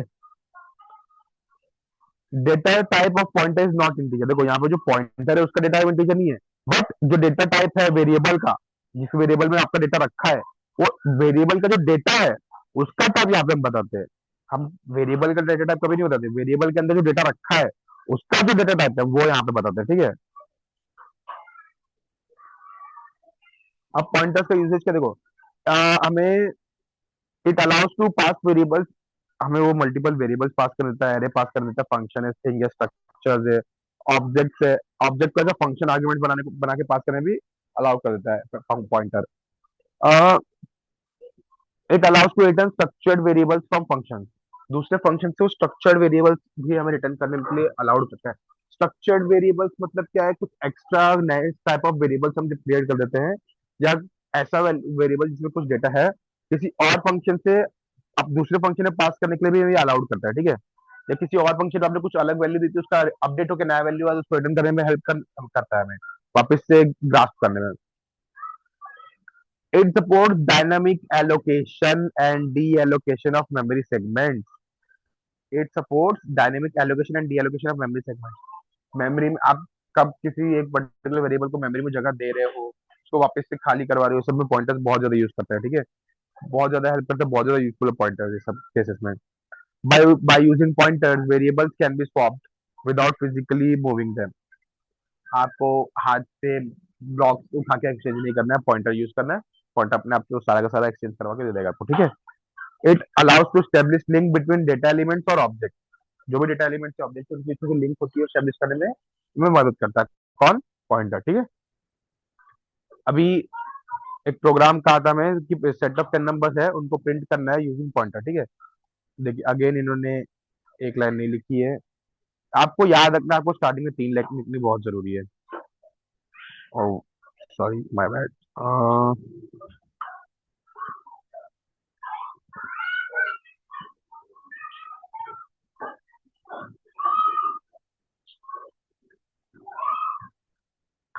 Hashtag include iostream dot H, hashtag include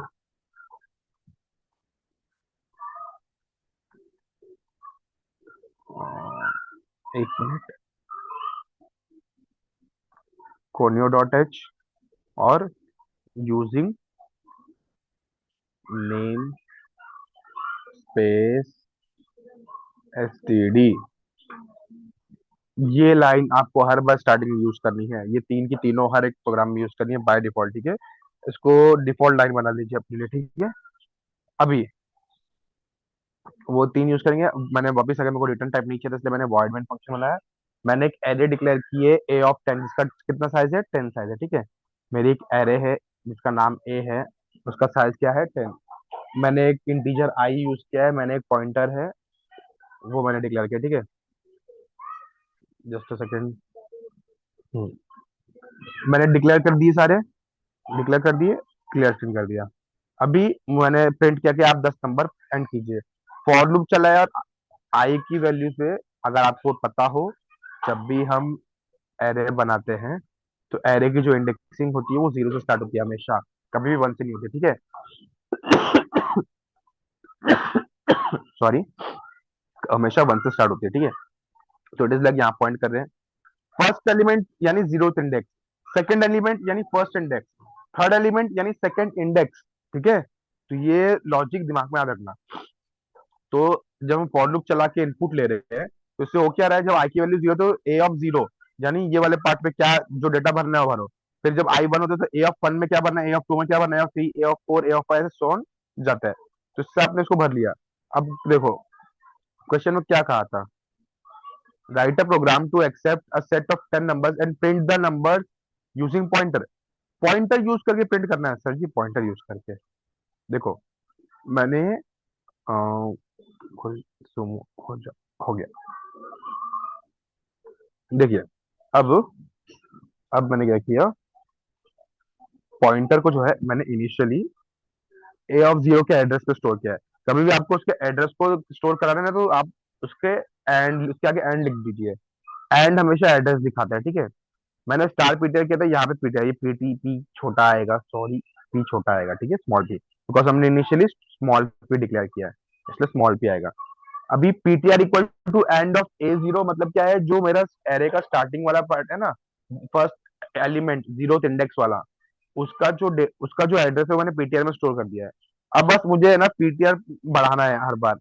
PTR मुझे इंटीजर की वैल्यू से बढ़ाना है, कुछ नहीं करना है। देखिए, जब भी मैं सी आउट स्टार पीटीआर करता हूँ ना, तो उससे हर बार मेरे पॉइंटर, जो मेरे एड्रेस एड्रेस का जो डेटा है वो प्रिंट होता है हर बार।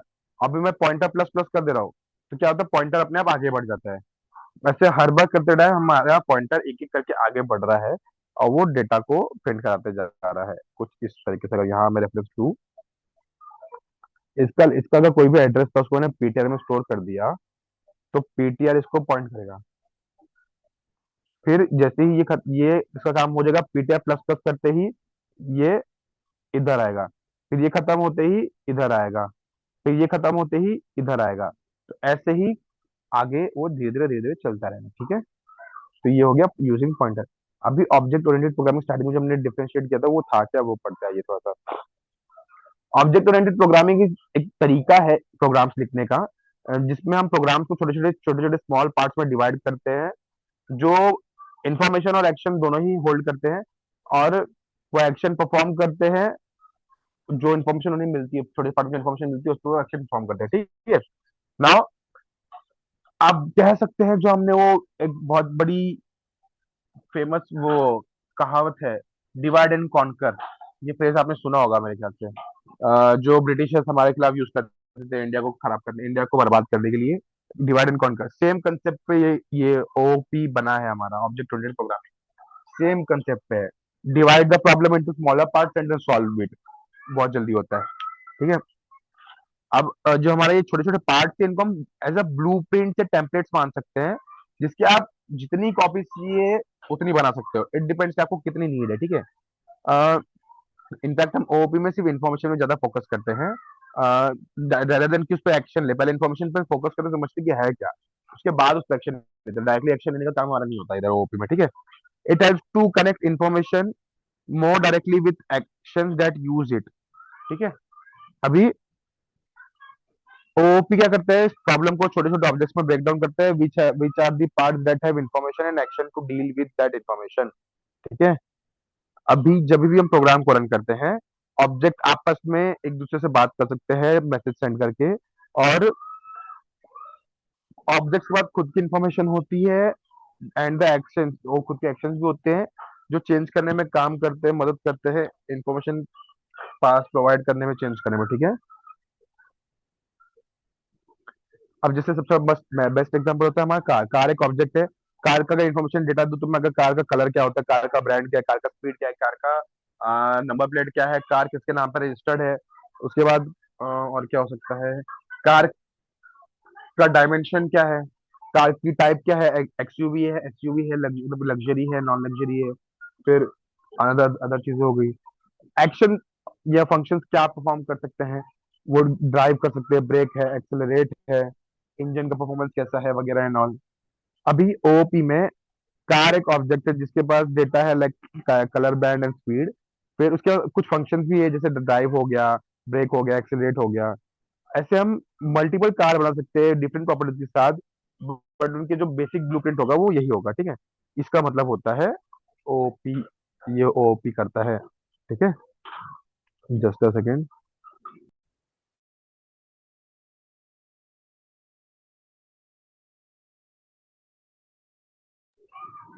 अभी ओपी के फीचर क्या है, तो जैसे मैंने पहले भी कहा ओपी, वो ओपी जो है वो डेटा पे ज्यादा ध्यान देता है रेदर देन प्रोसीजर, ठीक है। ओपी डेटा पे ज्यादा ध्यान देता है, डिवाइड करता है प्रोग्राम को छोटे छोटे ऑब्जेक्ट्स में। डेटा स्ट्रक्चर जो होते हैं हमारे, उनको डिजाइन किया जाता है सच दैट वो ऑब्जेक्ट को कैटेगराइज कर सके। तो जो फंक्शन है, जो हमारे डेटा फंक्शन जो हमारे डेटा पे ऑपरेट होते हैं ऑब्जेक्ट के, और वो डेटा स्ट्रक्चर के साथ अच्छे से टाई भी किया जाता है। डेटा स्ट्रक्चर के साथ उनका लिंक भी बहुत अच्छा होता है, बहुत स्ट्रॉन्ग बॉन्ड होता है, ठीक है। डेटा हिडन होता है, कभी भी किसी और दूसरे एक्सटर्नल फंक्शन के साथ एक्सेस नहीं कर सकते उसको आप, ठीक है। वो आप हिडन ही रखेंगे। ऑब्जेक्ट्स आपस में कम्युनिकेट कर सकते हैं फंक्शन के थ्रू, ऐसा नहीं कि नहीं कर सकते, बट डेटा कभी शेयर नहीं कर सकते, ठीक है। न्यू डेटा फंक्शन कभी भी आप इजीली ऐड कर सकते हैं जब भी आपकी रिक्वायरमेंट हो, ठीक है। एक मिनट, किसी को कोई गाइस जरा भी डाउट रहेगा तो प्लीज हाथ ऊपर करना, बिकॉज मुझे नहीं समझता। आप लोग एक तो रिप्लाई भी नहीं देते हो, तो मैं गेस भी नहीं कर सकता आपको क्या आ रहा है। मैं बस ये मान सकता हूँ कि आपको आ रहा है, कितना आ रहा है मुझे भी नहीं पता इनफैक्ट तो।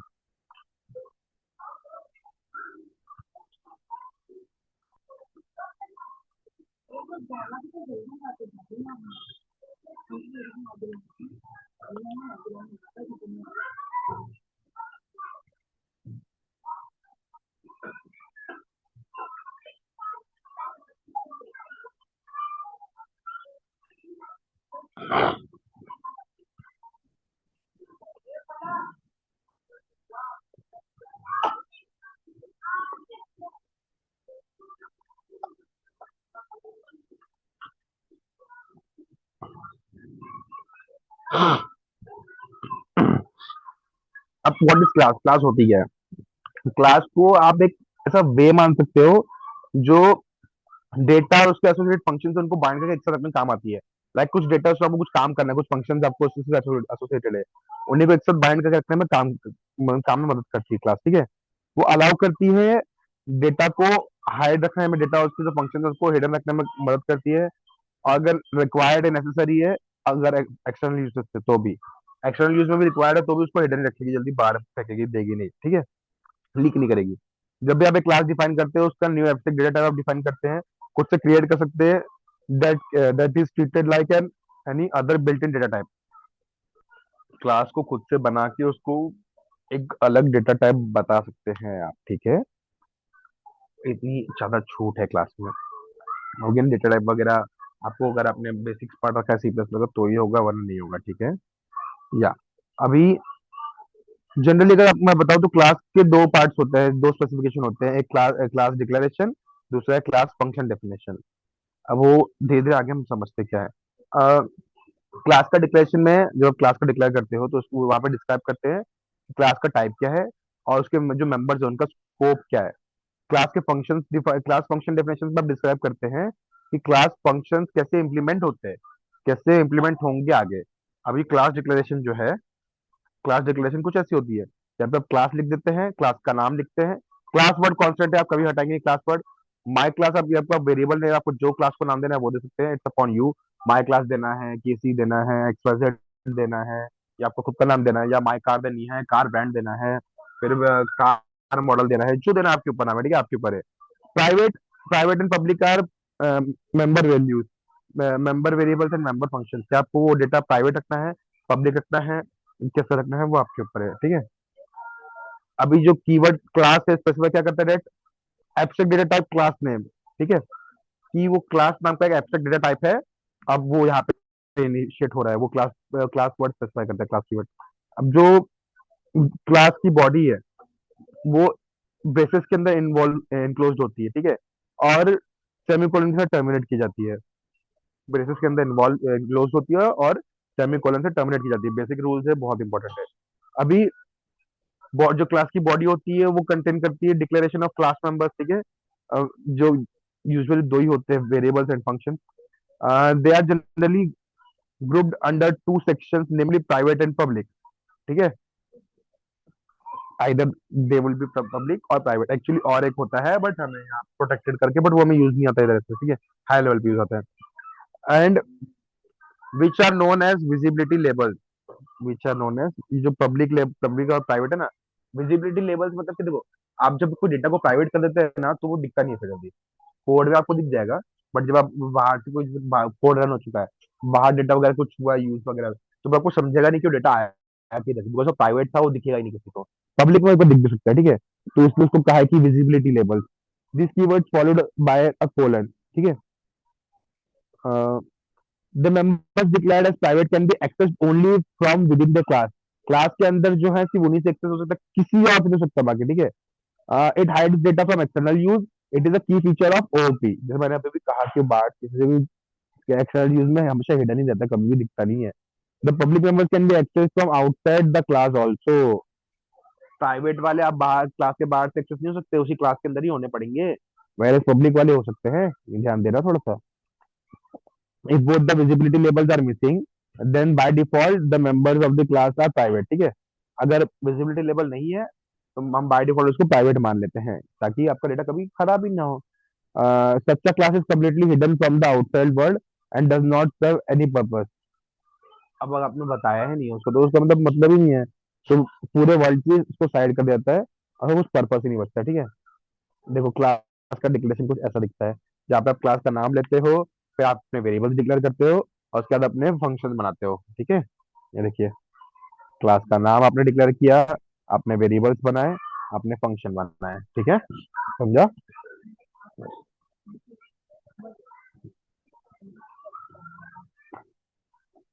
अब जो मेंबर फंक्शन होते हैं क्लास के बाहर कैसे डिफाइन किए जा सकते हैं और इनसाइड कैसे डिफाइन किए जा सकते हैं। आउटसाइड इनसाइड डिफाइन करने का मतलब खाली वो डिफाइन आप कर रहे हो, दोनों का मतलब सेम होता है, तो खाली दोनों को यूज करने का तरीका अलग होता है, बट काम दोनों का हमेशा सेम होता है, कभी ऐसा नहीं कि चेंज अलग हो जाएगा। अब irrespective of place of definition the function perform the same operation, ठीक है। वो ऑपरेशन सेम परफॉर्म करने वाला मतलब डिक्लेयर उसको कहीं बाहर करो कभी अंदर कर रहे हो, तो उससे ऐसे तो बड़ा इशू होता नहीं है, ठीक है।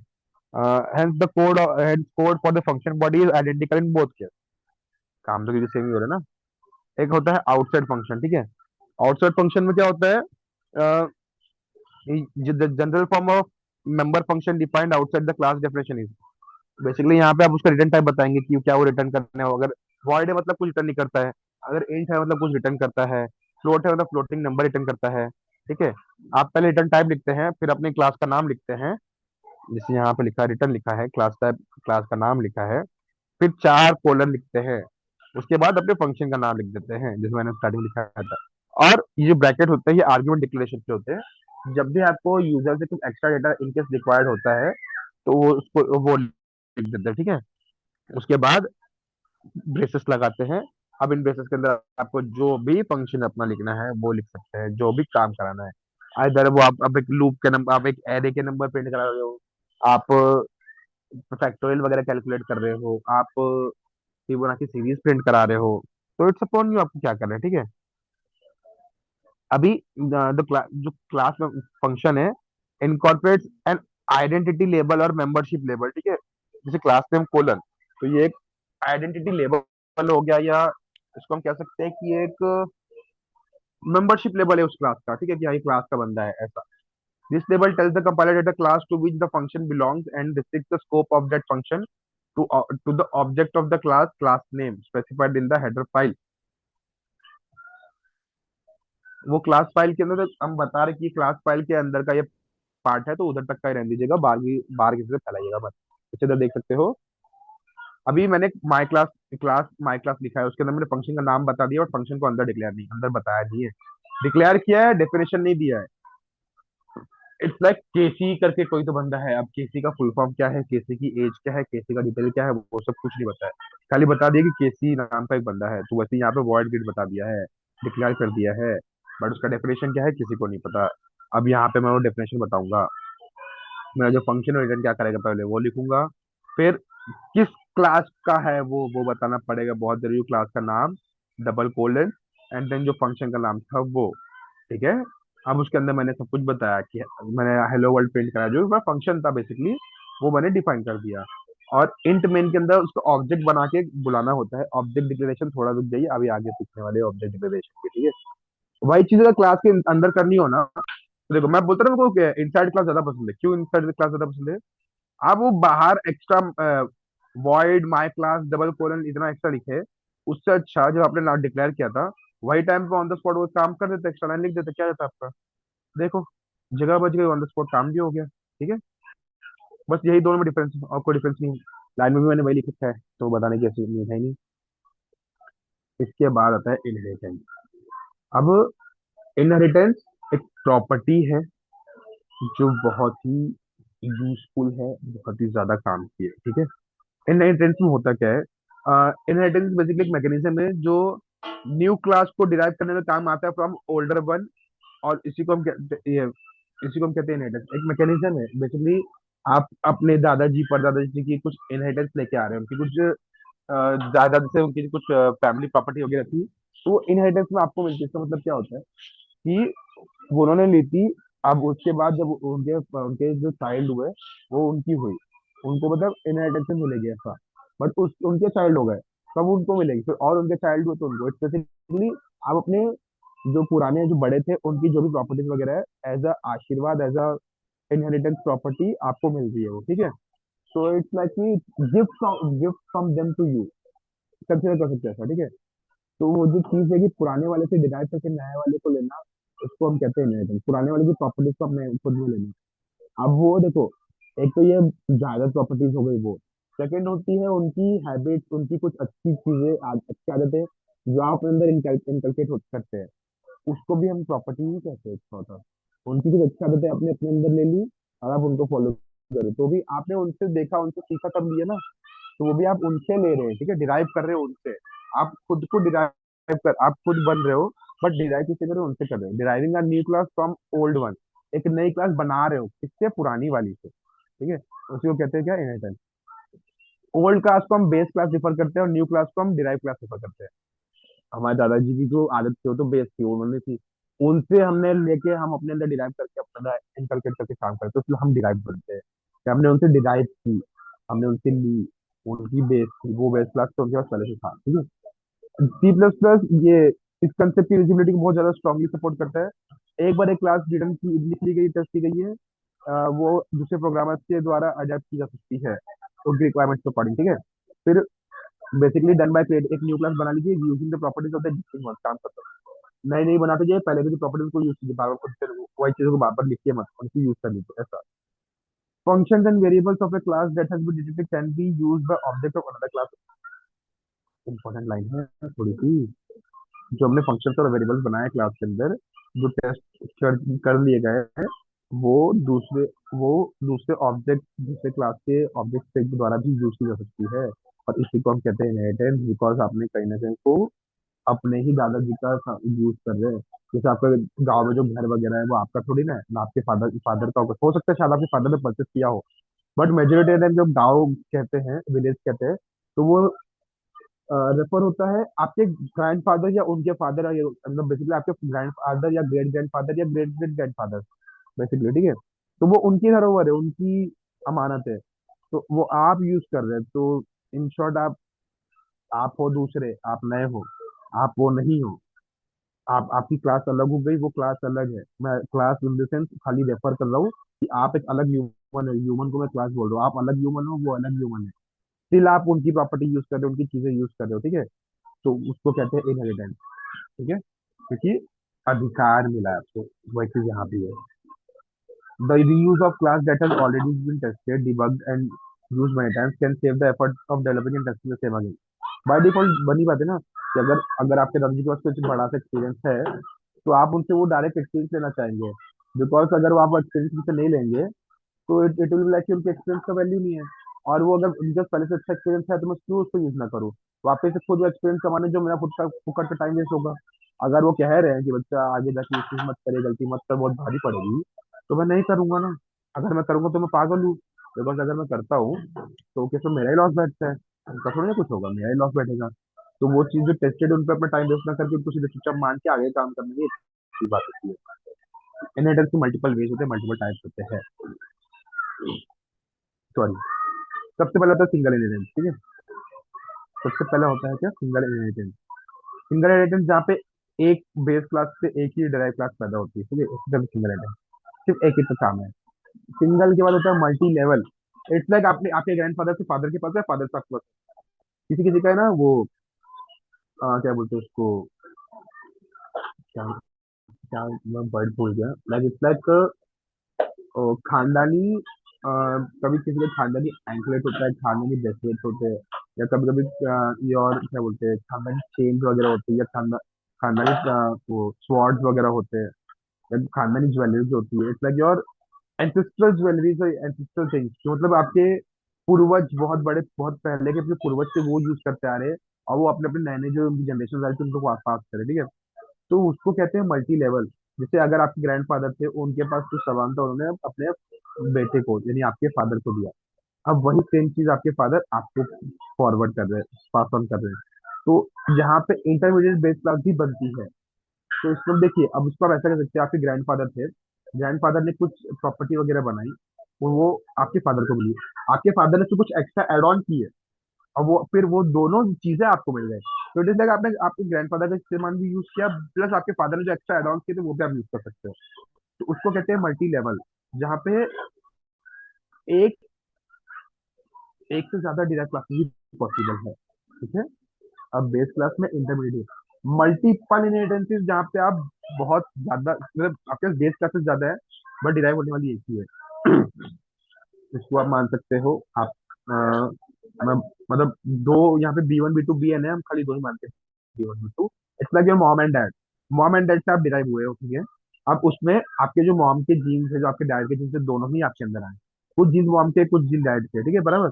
तो उसको हम मल्टीपल मान सकते हैं। और अगर ऐसा मान सकते हो कि आपके जो दादी थे, उनके पांच बेटे, या आपके फादर लोग पांच भाई, ऐसा। तो पांचों भाई में जो कुछ अच्छे अच्छे, आप जब आप बर्थ लिया आपने, आप थोड़ा ग्रो बड़े हुए, तो इसके बाद जब आप सबके साथ थोड़ा रहने लगे, आपको दिमाग का नॉलेज है, तो आपने सबको देखा, सबके कुछ अच्छे अच्छे हैबिट्स आपने देख के सीखी। तो जब आप किसी अलग अलग लोगों को पकड़ के उनके अच्छे अच्छे हैबिट्स देख के आप खुद सीखते हो ना, और किनकी जो सेम लेवल वाले हैं उनकी, तो उस उधर आपकी जो बेस क्लास है वो मल्टीपल हो जाती है। बिकॉज बहुत अलग अलग लोगों को सब सीख रहे हो, बराबर। बट आप ही सीख रहे हो, एक अकेला ही सीख रहे हो, तो इसलिए उसको हम कहते हैं मल्टीपल इनहेरिटेंस। हायरार्किकल, जब एक से अनेकों में बढ़ता है, लाइक एक फादर, उसके उनके फाइव चाइल्ड, तो उनकी जो प्रॉपर्टी है वो पांचों में बटेगी, तो उसको हम कहते हैं हायरार्किकल, ठीक है, समझा। हाइब्रिड क्या होती है, हाइब्रिड जहाँ पे आपका जो डेटा था, आपने जो चीज थी वो दो लोगों को दिया गया, बट वो दो लोगों की वापिस जाके आप एक अकेले सिंगल को मिल गई। ऐसा कह सकते हैं कि आपके दादाजी ने उनके दो बेटों को दिया, ठीक है।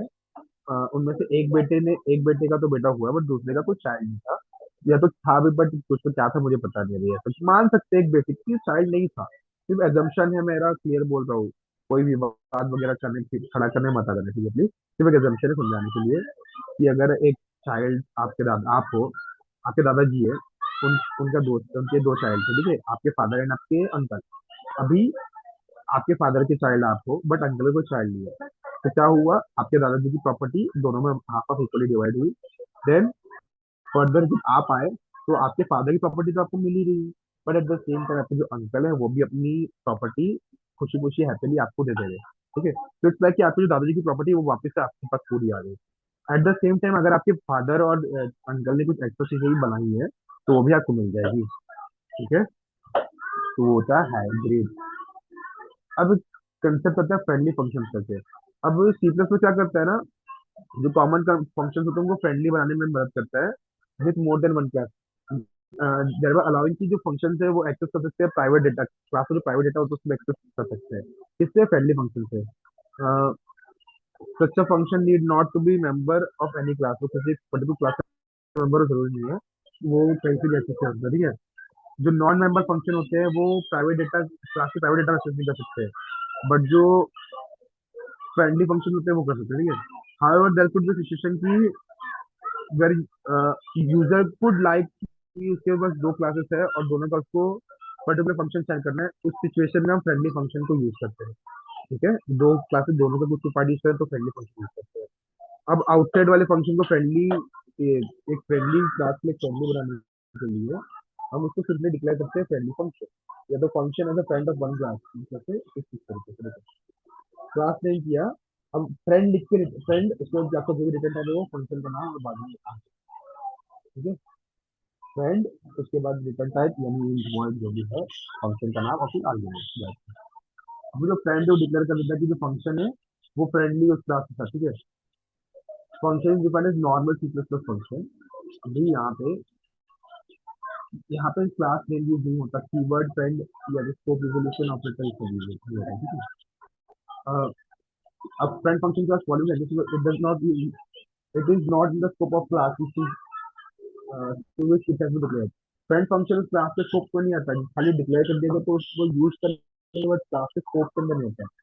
अब क्योंकि क्लास के स्कोप के अंदर नहीं है, इसको हम ऑब्जेक्ट बना के भी यूज नहीं कर सकते, मतलब जो नॉर्मली ऑब्जेक्ट फीचर्स को बना के करते हैं उसको वैसा यूज नहीं कर सकते। ठीक है, it can be declare either by public और private part of the class without affecting its meaning.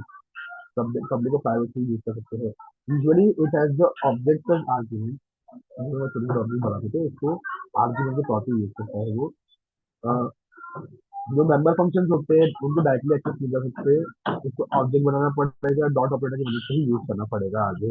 ठीक है, देखिए यहाँ पे एक गर्ल्स ग्रुप है जहाँ पे उसका जो प्राइवेट पार्ट है वो क्रश है।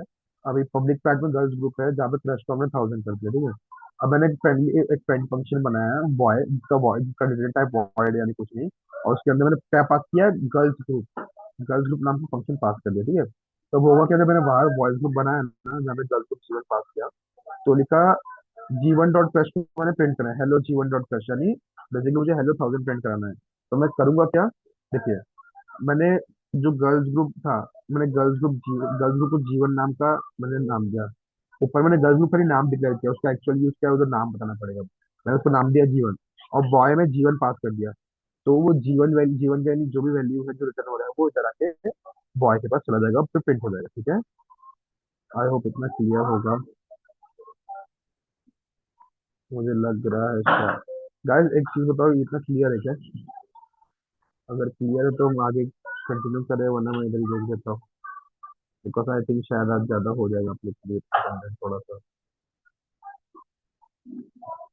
बिकॉज अब इसके बाद कंस्ट्रक्टर है, डिस्ट्रक्टर है, पॉलीमॉर्फिज्म वगैरह भी है।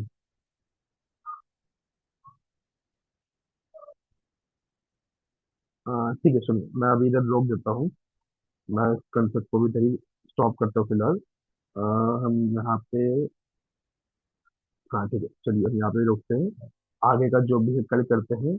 और अगर इनकेस किसी की फिटनेस के बेसिक्स अगर नए हुए हैं ढंग से तो प्लीज वो बेसिक्स अपने रिवाइज करके आइए, ताकि ऐसा लेफ्ट आउट फील ना हो कि आपको कुछ पता नहीं कल क्या पढ़ा गया, सब समझेंगे, ठीक है।